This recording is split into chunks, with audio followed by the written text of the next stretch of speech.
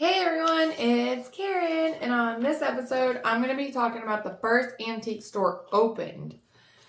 The first dedicated antique store is not clearly documented, but the concept of selling old or rare items evolved from private markets and curiosity shops that began to emerge in the 18th to 19th centuries. As people started collecting and trading foreign and historical goods, the modern antique trade industry, with organized shows and publications, including group shops, began to take off in 1972.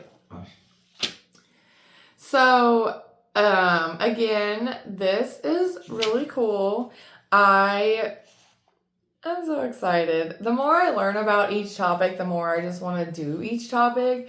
And that's why I really wanted to choose something that I like to do, because I knew that it would give me more inspiration to keep going.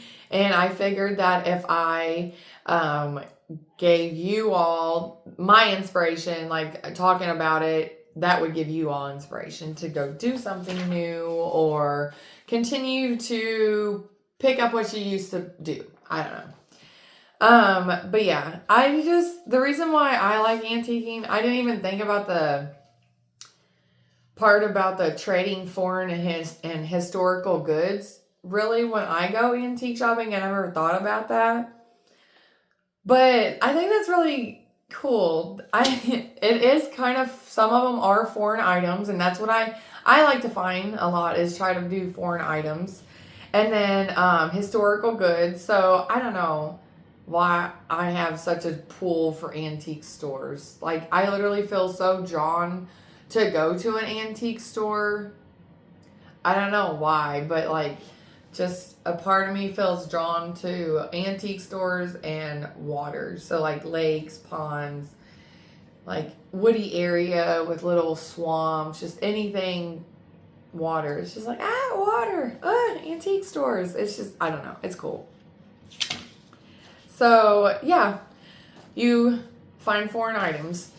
I don't know what foreign item I really want besides the London telephone booth.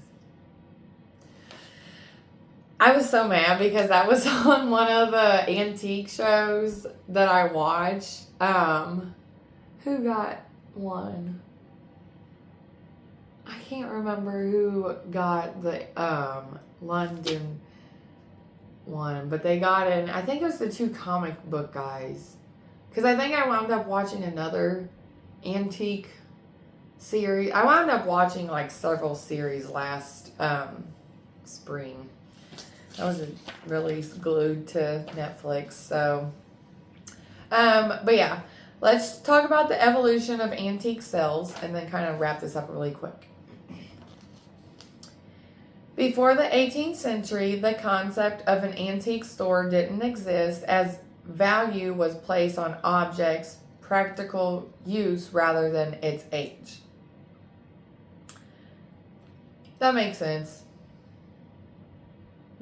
Like, you having to being practical of use instead of based off of its age. That makes more sense.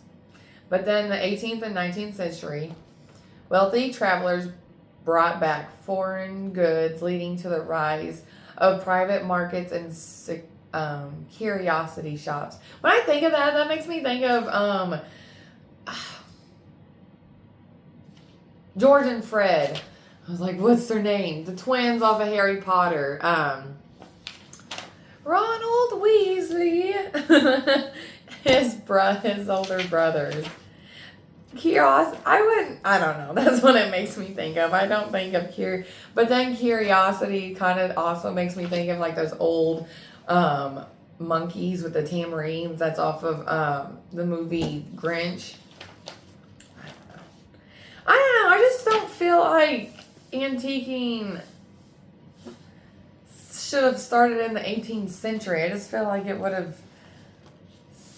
started earlier, but in the late 19th century, collecting antiques gained significant traction as a popular pastime and a hobby, driven by a growing interest in history, 1972, the modern antique trades began to take shape with the founding of trade papers and magazines, and the introduction of antique price guides, and the opening of first group shops in Maine.